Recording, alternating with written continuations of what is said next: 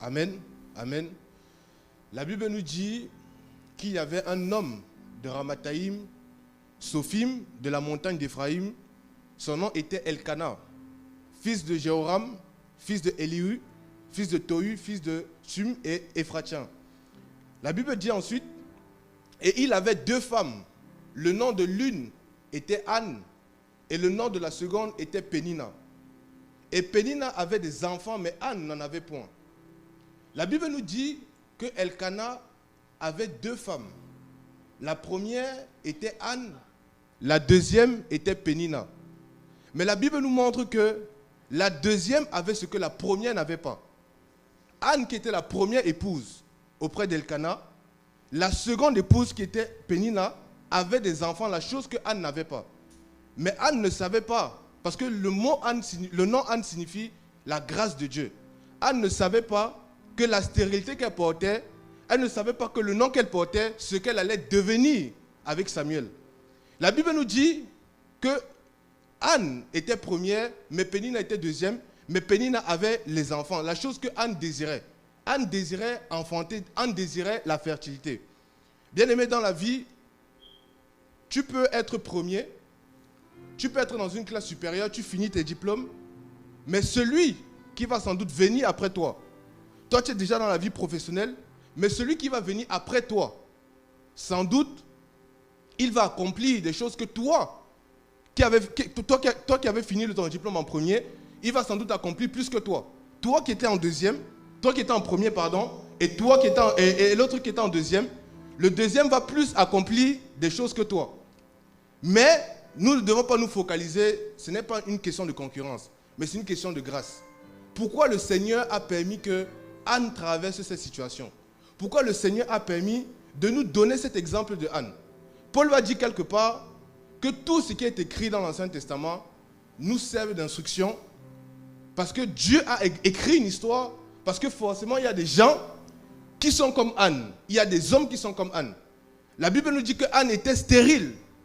Dans la stérilité, tu ne peux pas enfanter. Ce n'est pas comme si on diagnostique à une femme qu'elle a une trompe qui est cassée et le médecin peut encore dire qu'elle a peut-être encore 99,99% de chance d'enfanter, mais là, elle était stérile. Donc, il n'y avait même pas d'occasion de se dire que Anne pouvait enfanter un enfant. Elle était stérile. Peut-être, mon frère, ça fait longtemps que le travail ne te connaît pas. Et la grâce de Dieu, c'est de nous amener dans un endroit où nous ne sommes pas destinés à y aller. Esther ne savait pas qu'elle allait finir devant la cour du roi. C'est ça la grâce de Dieu. La grâce de Dieu, c'est de te prendre quelque part où tu ne méritais pas d'être et de t'amener là où tu ne méritais de ne pas être. Et c'est ce que Anne va connaître. Elle va connaître cette grâce de l'enfantement. Nous allons partir au verset 3.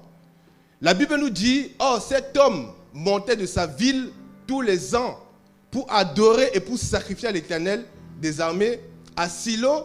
Et là étaient les 2 fils d'Élie, Ophni et Phiné, sacrificateurs de l'Éternel. » La Bible nous dit que Elkana connaissait la loi.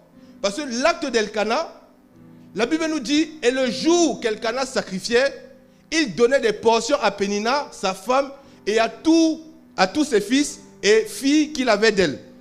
La Bible dit ensuite, mais il donna à Anne une portion double, car il aimait Anne, mais l'Éternel l'avait rendue stérile. Le fait que Elkana monte pour aller adorer l'Éternel avec ses femmes et ses enfants, ce n'était pas une question de quelque chose qui n'existait pas. C'était la loi que Moïse avait donnée à travers l'Éternel.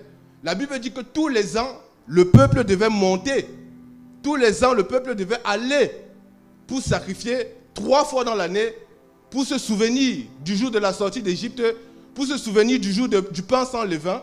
Donc l'acte de Elkana était un acte d'obéissance.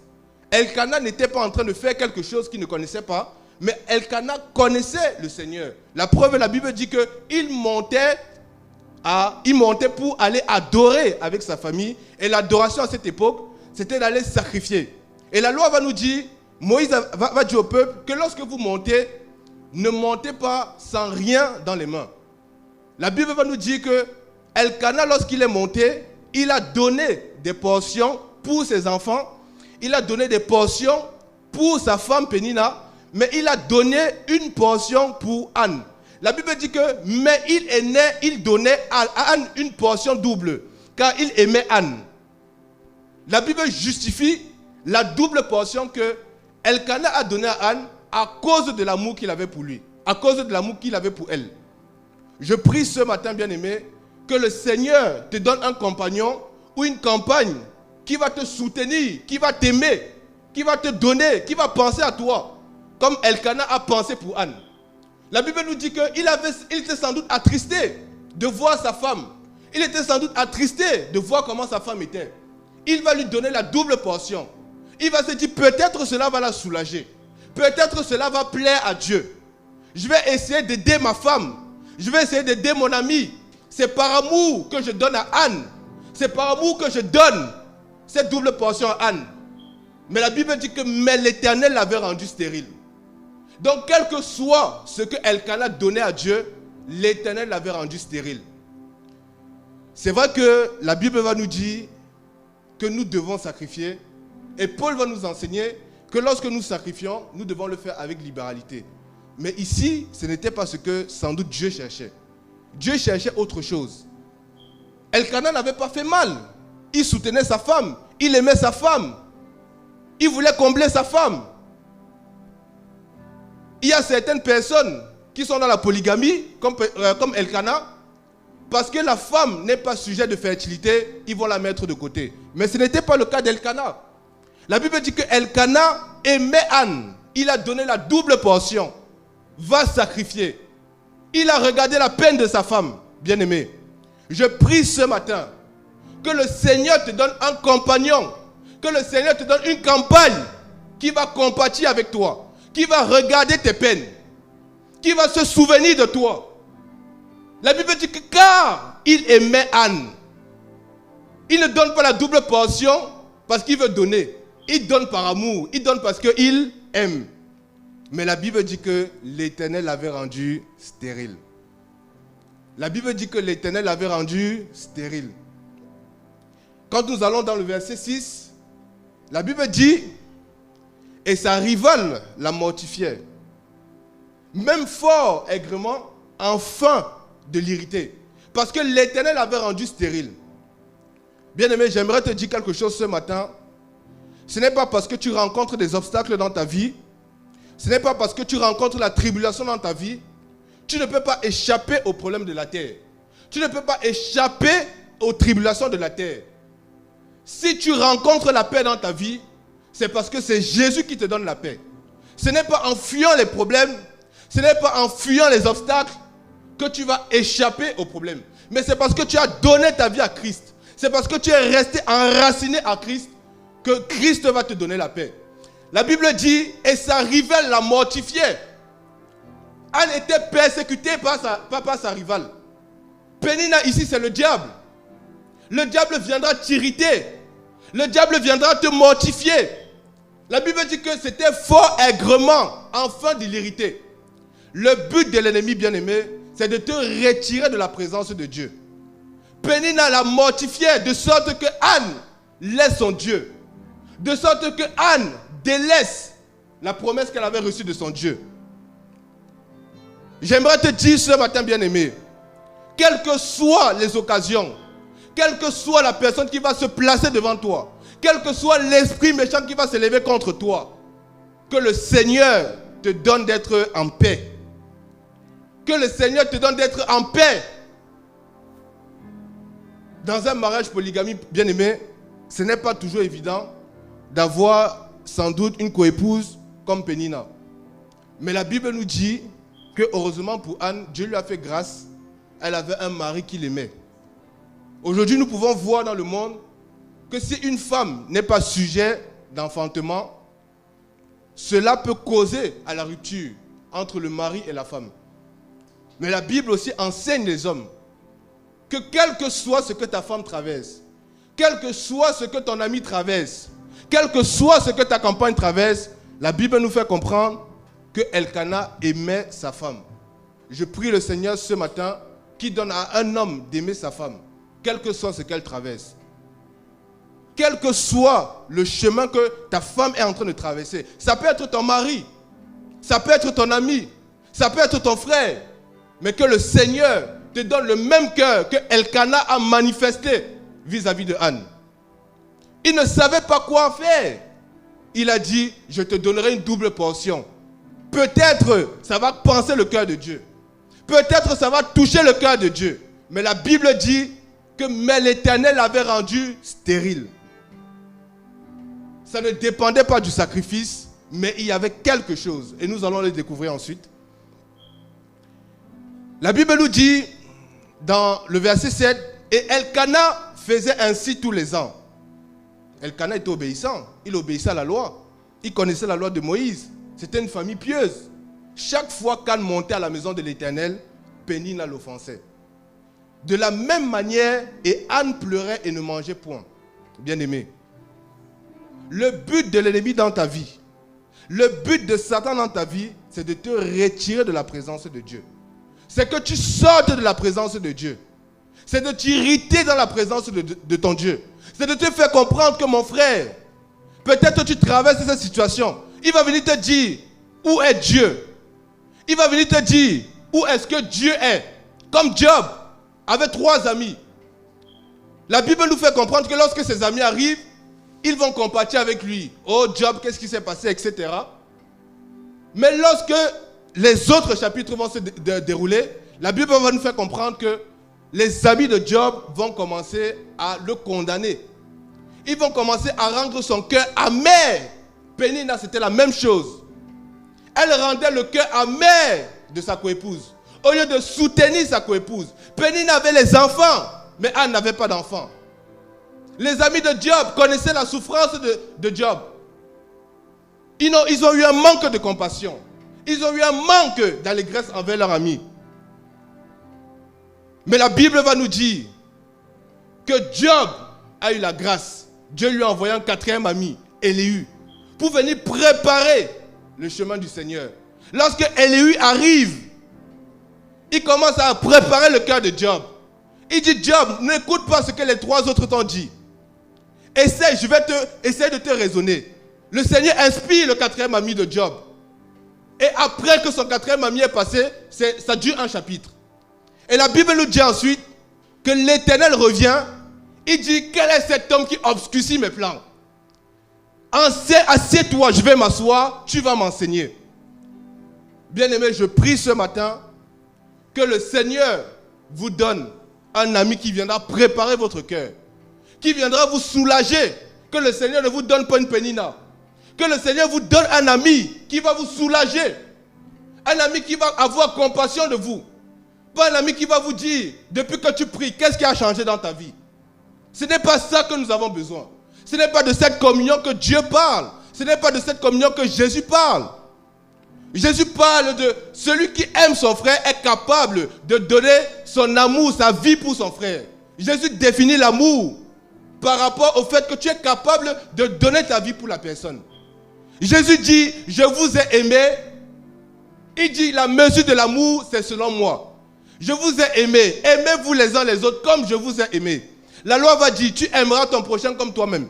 Donc ça veut dire que si un frère vient, il me tape, je le tape aussi, donc je l'aime.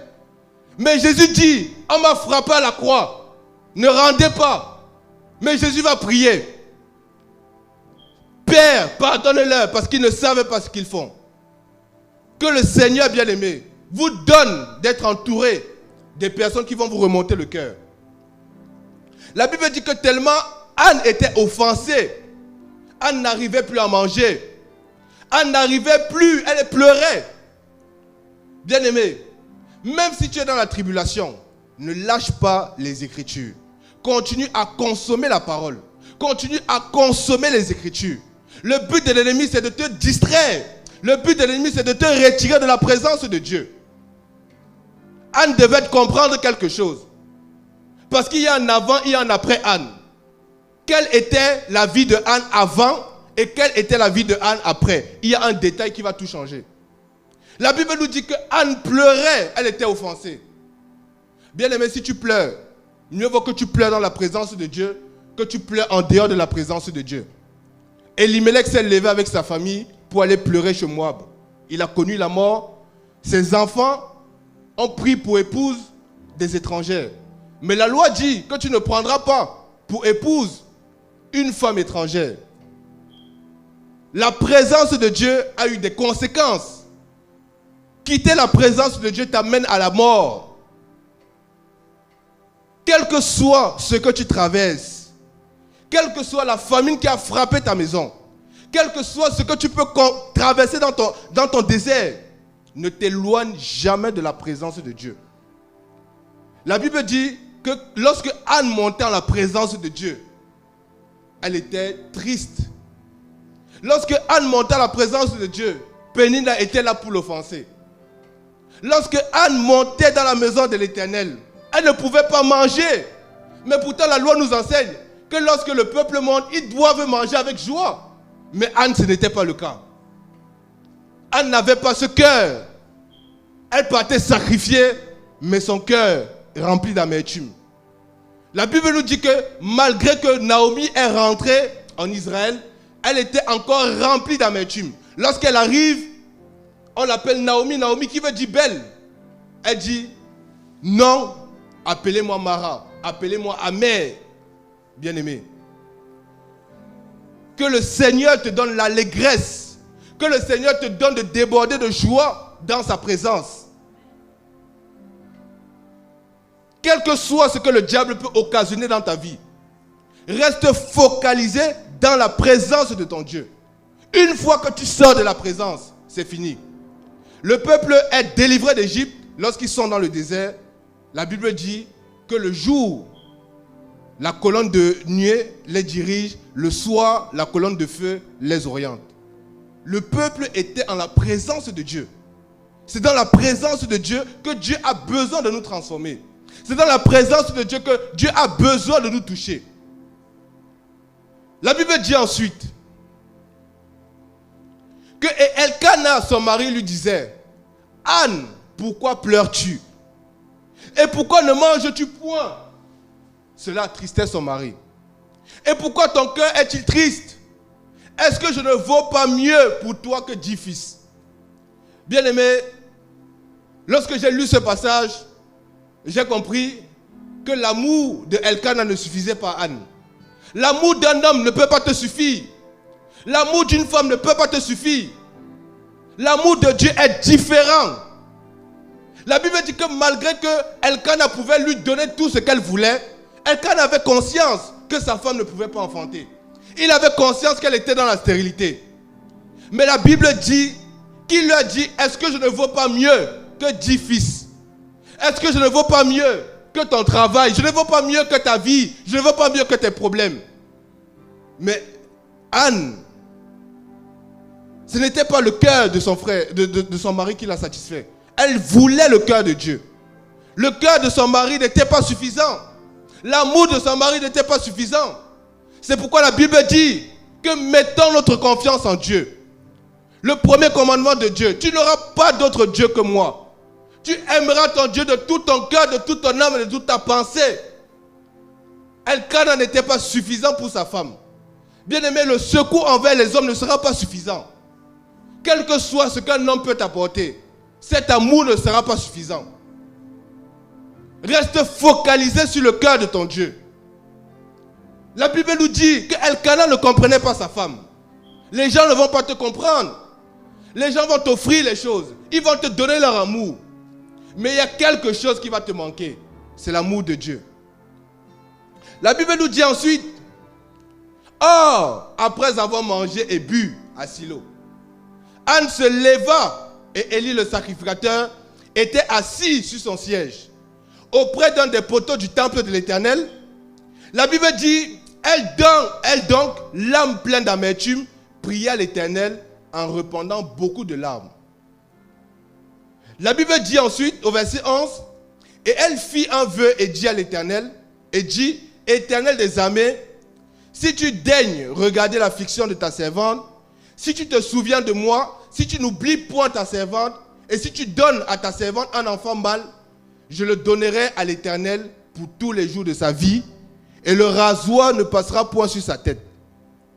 La Bible dit ensuite, et comme elle plongeait sa prière devant l'Éternel, Élie observait sa bouche. Or, Anne parlait dans son cœur remuant seulement les lèvres, et l'on n'entendait point sa voix. Élie crut donc qu'elle était ivre. Et Élie lui dit, jusqu'à quand seras-tu ivre? Va faire passer ton vin. Mais Anne répondit en disant, non, mon Seigneur, je suis une femme affligée en son esprit. Je n'ai bu ni vin, ni boisson forte, mais je répandais mon âme devant l'Éternel. Ne prends pas ta servante pour une femme méprisable, car c'est dans l'excès de ma douleur et de mon affliction que j'ai parlé jusqu'à présent. Alors Élie répondit et dit, va en paix et que le Dieu d'Israël t'accorde la demande que tu lui as faite. La Bible dit, et elle dit, que ta servante trouve grâce devant tes yeux. Et cette femme s'en alla son chemin et mangea et son visage ne fut plus le même. Bien aimés, nous allons revenir dans les versets précédents. La Bible nous dit qu'il y avait un avant. Sur le visage de Anne, il y avait un après. La Bible dit qu'après avoir mangé et bu à Silo, lorsque Anne s'est élevée, elle s'est rendue chez le sacrificateur. La Bible dit que lorsque Anne entrait dans la prière, elle était remplie d'amertume. Elle était remplie de tristesse. Bien aimé, le choix que Anne a fait était le choix de la foi. Lorsque tu es triste, lorsque tu as l'âme remplie d'amertume, ne délaisse pas la présence de Dieu. Rentre dans la prière. Anne a fait le choix de la foi. Lorsque tu traverses les moments compliqués, lorsque tu traverses la stérilité, peut-être ta stérilité, ce n'est pas forcément l'enfantement. C'est peut-être le travail. C'est peut-être quelque chose que tu n'étais pas destiné à obtenir. Mais la Bible dit que Anne signifie la grâce de Dieu. La Bible nous dit ensuite que lorsqu'elle entrait dans la prière, elle avait le cœur rempli d'amertume. Je me souviens d'une parole dans les Écritures. Jésus dit, venez à moi, vous qui êtes fatigués. Venez à moi, déchargez-vous. Prenez mon joug. Elle avait compris cette parole. Elle avait compris que non, l'amour d'Elkana n'était pas suffisant. Elle avait compris que Elkana n'était pas suffisant. Elle savait que c'était le cœur de Dieu qu'elle devait chercher. Et c'est dans la prière qu'on cherche le cœur de Dieu. Elle était remplie d'amertume, mais elle est plongée dans la prière. Je prie ce matin, bien-aimé, que le Seigneur te donne d'entrer dans la prière, quel que soit l'état de ton cœur. Qu'il te donne d'entrer dans sa présence, quel que soit l'état de ton cœur. Anne avait fait le choix de la foi. Elle était remplie d'amertume, mais la Bible dit, elle priait à l'Éternel en répandant beaucoup de larmes. La Bible dit quelque part que le Seigneur agrée les sacrifices de pleurs. La Bible nous fait comprendre que Dieu, l'Éternel, il a vu l'affliction de son peuple, il a vu les larmes de son peuple, il a entendu le cri de son peuple. Il a appelé Moïse, lève-toi et va délivrer le peuple. Que le Seigneur te donne de pleurer dans sa présence. Que le Seigneur te donne de te décharger dans sa présence. Parce que Dieu avait vu l'affliction de son peuple. Même si l'alliance, même si la promesse avait été donnée à Abraham, que je vais délivrer ton peuple après 400 ans, la Bible dit quand même que Dieu a vu l'affliction de son peuple. Dieu a vu le cri, il a entendu ses cris, bien-aimé. Quels sont tes cris? Quelle est l'affliction que tu montres à Dieu? Quelle est les larmes que tu coules dans la présence de Dieu? Dieu a un cœur. Dieu est compatissant. La Bible dit que chaque matin, les bontés de l'Éternel se renouvellent et ses compassions ne sont jamais à leur terme. Tu peux toucher le cœur de Dieu avec tes larmes. Et David savait le faire. David était un expert en ça. Il savait se coucher et s'humilier. Et pleurer. La Bible nous dit que lorsque Akab avait entendu la sentence de la bouche de Élie, Akab est allé se rouler au sol. Il est parti pleurer. Le Seigneur a oublié. Le Seigneur a oublié ce que Akab avait fait. Je prie ce matin, mon frère. Je prie ce matin, ma soeur, que le Seigneur te donne de pleurer en sa présence. Qu'il te donne d'être rempli d'amertume en sa présence. Parce que Jésus dit que viens à moi, décharge ton amertume. Décharge ton cœur dans ma présence. La Bible dit que Anne répandait les larmes dans la présence de Dieu. Mieux vaut le faire dans la présence de Dieu qu'aller le faire en dehors de la présence de Dieu. Je préfère le faire à Jérusalem. Je préfère le faire en Israël qu'aller le faire chez les Moabites, que d'aller le faire chez les Philistins. Je préfère pleurer en Juda. Je préfère pleurer dans la tribu de Manassé que d'aller pleurer dans la tribu des Philistins. Anne était remplie d'amertume. Mais cette amertume, elle a enraciné dans la prière. Et Dieu a déchargé son cœur. Bien-aimé, lorsque tu traverses des choses compliquées, lorsque tu traverses ton désert en général, la première des choses que Dieu fait lorsque tu viens en sa présence, c'est qu'il te donne d'abord la paix dans le cœur. Il te donne d'abord la paix dans le cœur. La première des choses, avant que Dieu ne commence à résoudre ta situation, il te donne d'abord la paix dans le cœur. La paix qu'il va te donner va te permettre d'avancer avec la joie. La Bible dit que la joie de l'Éternel soit votre force. Parce que la joie que Jésus va te donner sera ta force. Elkana savait que la joie de Anne savait que la joie de Elkana ne pouvait pas la satisfaire. Anne savait que les bontés d'Elkana ne pouvaient pas la satisfaire. Elle savait que si elle va pleurer dans la présence de son Dieu, la joie de son Dieu sera encore plus merveilleuse que la joie de son mari. Bien-aimé, ne dépose pas tout ton être dans ton mari. Ne dépose pas tous tes espoirs dans la vie d'un homme. Mais dépose-les aux pieds de Jésus. Dépose-les dans la présence de Dieu. Un homme ne pourra pas faire ce que Christ peut faire dans ta vie. La Bible dit ensuite que Anne a fait un vœu. Et elle dit, Éternel des armées, si tu daignes regarder l'affliction de ta servante, si tu te souviens de moi, si tu n'oublies pas ta servante, si tu donnes à ta servante un enfant mâle, je le donnerai à l'Éternel pour tous les jours de sa vie et le rasoir ne passera point sur sa tête. Anne avait compris quelque chose. La Bible nous dit, fais de l'Éternel tes délices et il t'accordera les désirs de ton cœur. Lorsque nous prions, est-ce que nous prions dans l'adversité, lorsque nous sommes dans le désert, est-ce que lorsque nous prions pour notre propre intérêt ou nous prions pour la volonté de Dieu? Anne n'a pas fait une prière égoïste. Anne a fait la prière qui a plu à Dieu. Parce qu'elle a dit à Dieu que si tu me donnes le travail, je vais te le redonner. Abraham demande Isaac, il reçoit Isaac, Dieu lui demande, sacrifie Isaac. La Bible nous dit qu'elle dit, donne-moi et je vais te le redonner. Lorsque nous sommes dans la prière, cherchons la volonté de Dieu. Dieu doit trouver son intérêt dans ta prière. Dieu doit trouver son intérêt dans ton besoin. Elle savait que si Dieu lui donnait l'enfant, nous savons très bien que l'enfant c'était Samuel. Samuel est devenu un grand prophète. Samuel a servi l'Éternel. Elle a fait une prière qui a plu à Dieu. Parce qu'elle a trouvé l'intérêt de Dieu à l'intérieur. Jésus va dire que ta volonté soit faite dans le ciel comme sur la terre. Bien-aimés, qui sont sur la terre? C'est nous. Lorsque nous prions, recherchons la volonté de Dieu. Ne soyons pas égoïstes. Sinon Dieu ne va pas nous bénir. Sinon Dieu ne va pas nous accorder les choses. Mais lorsque nous prions, recherchons la volonté de Dieu. Anne a dit, Seigneur, si tu daignes regarder l'affliction de ta servante, si tu te souviens de moi, l'enfant mâle, elle a précisé, l'enfant mâle, bien-aimé, sois précis dans tes prières. Tu demandes au Seigneur, donne-moi le vêtement. S'il te donne le pantalon, alors que c'est le tricot que tu demandais, tu vas être frustré. Donc quand tu demandes quelque chose à Dieu, sois précis dans tes prières. Elle a dit, si tu me donnes un enfant mâle, je le redonnerai à l'Éternel.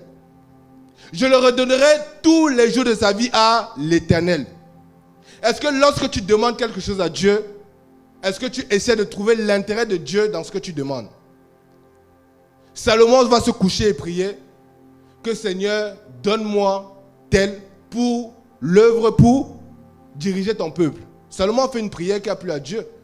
Parce qu'il a montré à Dieu que si tu me donnes, voici ton intérêt. Si tu me donnes, voici ton intérêt. Quelle est la chose que tu demandes au Seigneur? Et dans ce que tu demandes, est-ce que Dieu va trouver son intérêt?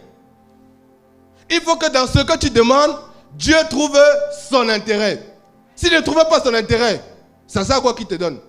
Lui, il est Dieu, il reste Dieu. C'est sa volonté qui doit s'accomplir. La Bible dit, lorsque la parole de Dieu descend, elle ne remonte pas à lui sans être accomplie.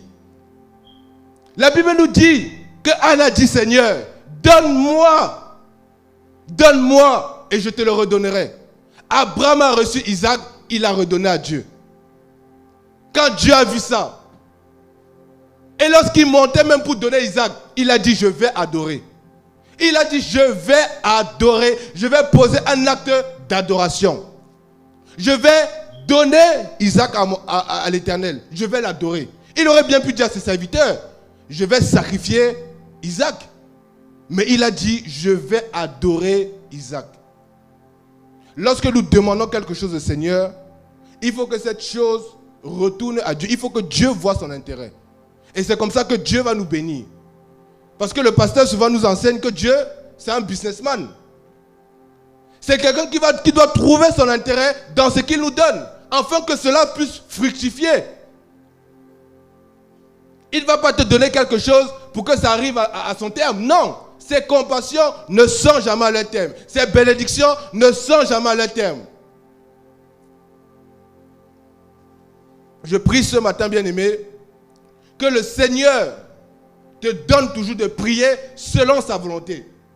Que le Seigneur inspire toujours ton cœur de prier selon sa volonté. Parce que le vœu qu'Anne a fait, elle a fait dans l'intérêt de son Dieu. La Bible dit qu'elle a demandé au Seigneur, tu me donnes et je te le redonne. Mon frère, la question que j'aimerais te poser, ma soeur, la question que j'aimerais te poser, est-ce que tu es prête à redonner ce que Dieu t'a donné? Tu peux demander les enfants à Dieu. Une fois que tu as les enfants, tu quittes l'église. Une fois que tu as les enfants, tu quittes la présence de Dieu. Mais ce n'était pas le cas pour Anne. C'est pourquoi Dieu l'a exaucé. Quelle que soit la grâce de Dieu, Dieu l'a exaucé. Salomon dit, Seigneur, tu me donnes, c'est pour le peuple, ce n'est pas pour moi. Dieu a dit que lui, il est très bon. Il est très intelligent. Il a su toucher mon cœur. De la même manière qu'un enfant va demander quelque chose à son père, papa, etc. Il trouve les techniques. Avec Dieu, c'est pareil. Dieu n'a pas un cœur, ce n'est pas un robot. Dieu, ce n'est pas un robot. Faisons des prières utiles. Des prières qui vont toucher le cœur de Dieu.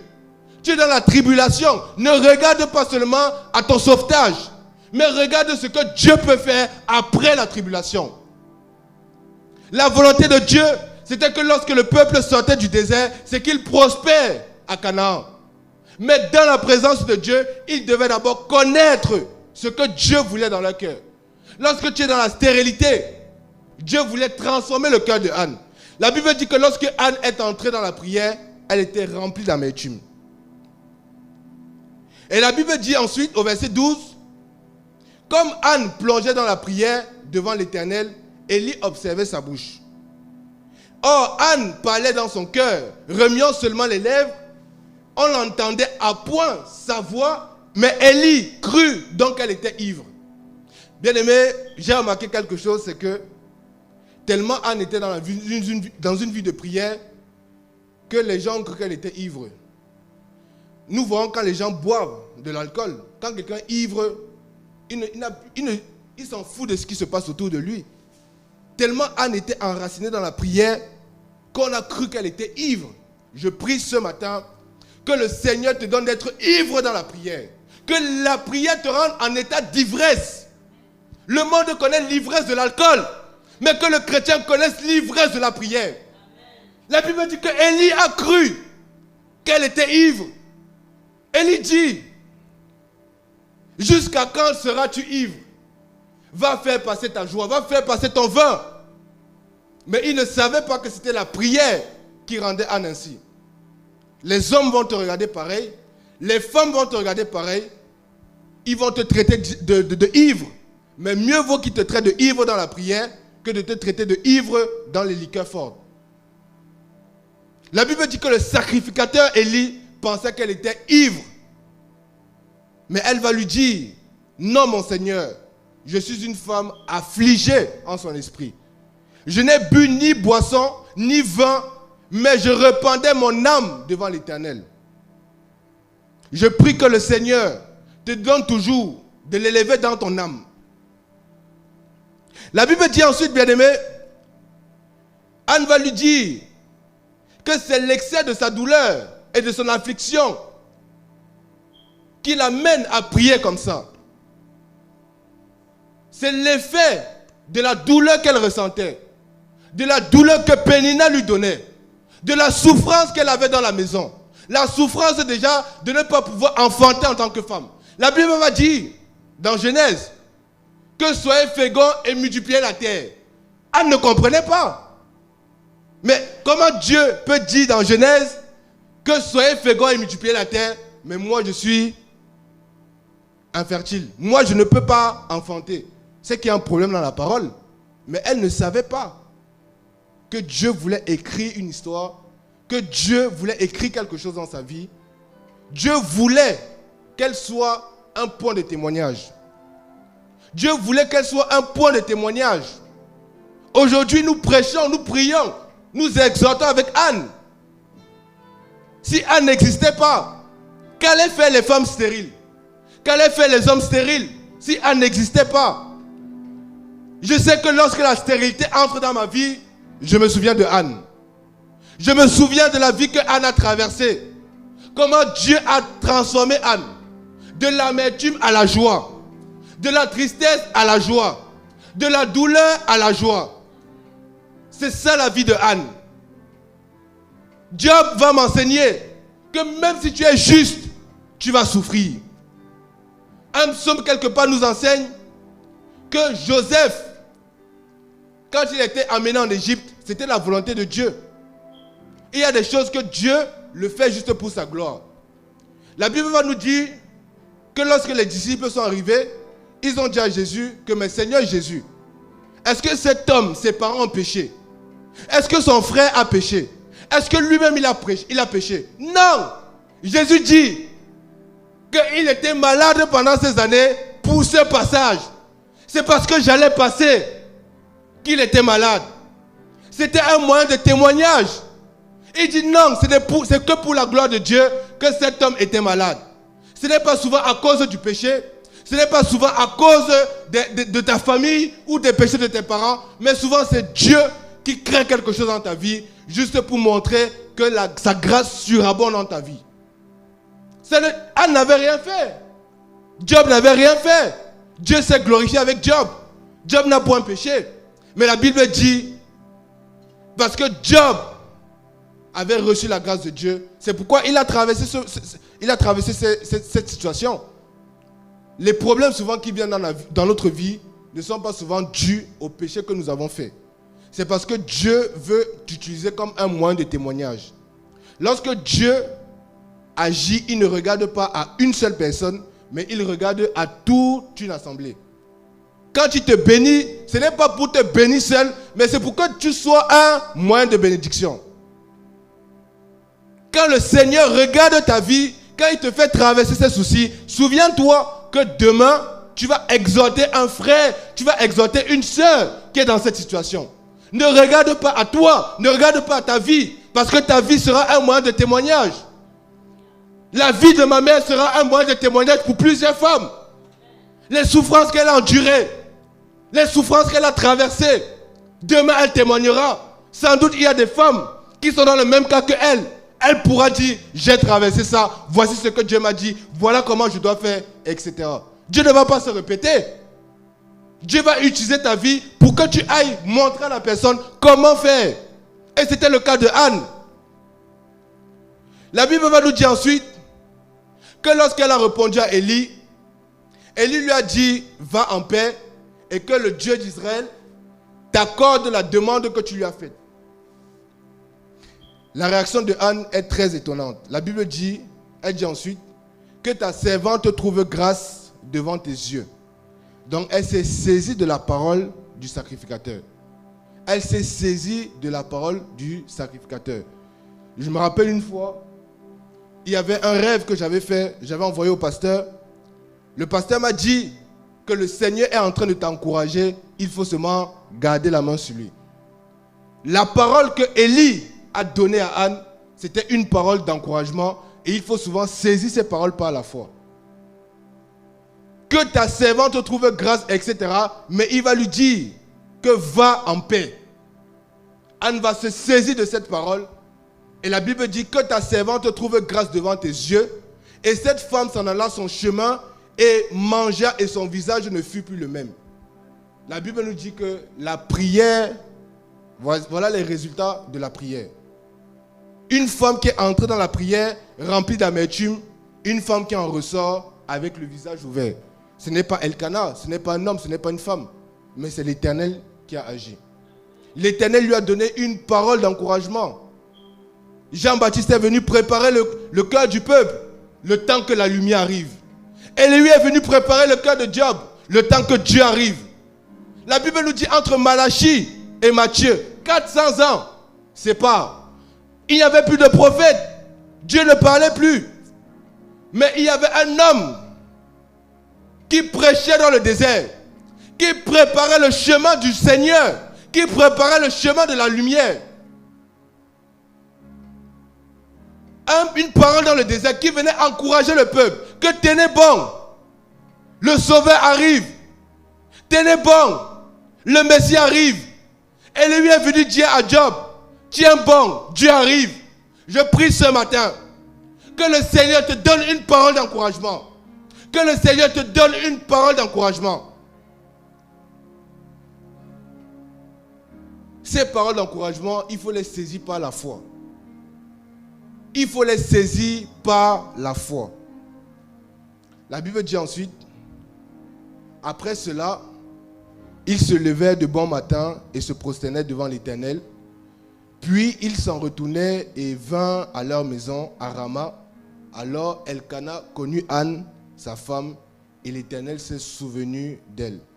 Je prie ce matin pour une femme ou pour un homme que le Seigneur se souvienne de toi. Qui se souvienne des prières que tu as faites, qui se souvienne de l'affliction que tu as traversée, qui se souvienne des pleurs que tu as manifestés, qui se souvienne de toutes ces choses que tu as traversées. Je prie ce matin que le Seigneur relève quelqu'un, que le Seigneur relève quelqu'un de son affliction, que le Seigneur relève quelqu'un de son amertume. La Bible dit que lorsqu'elle est rentrée chez elle, Elkana a connu Anne et l'Éternel s'est souvenu d'elle.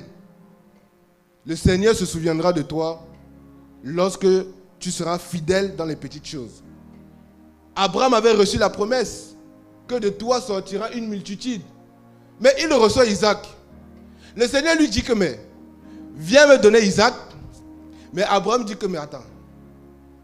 Tu me donnes un enfant et tu vas encore le reprendre. Je ne vois pas où la multitude va sortir. Je ne vois pas où les grains de sable vont sortir. Je ne vois pas où la terre va être peuplée. Mais à cause de l'acte d'obéissance, peut-être son cœur lui faisait mal.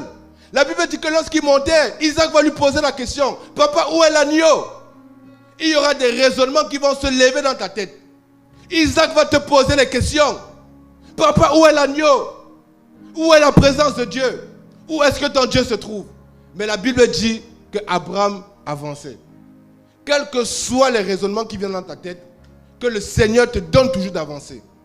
Isaac a posé des questions sur le chemin à Abraham. Mais papa, où est le sacrifice? Isaac n'avait pas compris que le sacrifice était lui. Sacrifie ta vie pour Dieu. Parce que Abraham a donné de ce qu'il avait de plus meilleur. Donne de tout ce que tu as de plus meilleur dans la prière. La Bible dit que Anne ne mangeait pas. Continue à consommer la parole. Continue à te nourrir de la parole. De la même manière que tu te nourris physiquement, nourris ton esprit des Écritures. La Bible est un restaurant spirituel. La Bible est un restaurant. Tu peux aller nourrir ton esprit. Jésus dit que l'homme ne va pas seulement manger, se nourrir de pain, mais il va se nourrir de tout ce qui sort de la bouche de Dieu. Anne avait compris cela. Bien-aimé, je vais finir sur ce passage. La Bible dit, et il arriva dans le courant de l'année qu'Anne conçut et enfanta un fils et le nomma Samuel, Dieu a exaucé. Je prie ce matin que le Seigneur exauce ta prière. Car dit-elle, je l'ai demandé à l'Éternel. Mais regardons comment Anne l'a demandé au Seigneur. Il ne suffit pas seulement de dire, Seigneur, donne-moi, mais il suffit de savoir comment demander à Dieu. Et regardons comment Anne a demandé au Seigneur. C'est ce que nous devons retenir de cette femme. Une femme qui était affligée en entrant dans la prière, et lorsqu'elle ressort de la prière, c'est une autre femme transformée. La prière a des effets positifs sur le chrétien. La prière va te remplir de paix. La prière va te donner ce que Elkana, ce que le monde ne peut pas te donner. Même si Pénina crie dans ta vie, la prière va te donner ce que Elkana ne pourra pas te donner. Si Elkana s'était rendu compte que non, Anne devait s'orienter vers le cœur de Dieu. C'était ça. Anne devait aller chercher le cœur de Dieu. Parce que le cœur de Elkana n'était pas assez suffisant. L'amour de mes parents n'est pas suffisant pour moi. L'amour de mes frères ne sont pas suffisants pour moi. L'amour de ma famille n'est pas suffisant pour moi. Mais l'amour de Dieu, lorsque tu es dans la solitude, lorsque tu es dans la solitude, il n'y a que Jésus qui peut te relever comme il a relevé Anne. Si tu étais stérile, ma soeur, si tu étais stérile, mon frère, je prie ce matin que le Seigneur te donne un témoignage comme il a fait avec Anne. Qu'il te donne le même témoignage calqué, copié-collé comme Anne. Que le Seigneur te donne de prier avec le sujet de cette femme. Que le Seigneur te donne de témoigner avec le sujet de cette femme. Lorsque tu te présentes devant le Seigneur, dis Seigneur, de la même manière que tu t'es souvenu de Anne, souviens-toi de ma vie. Amen, amen, amen, amen.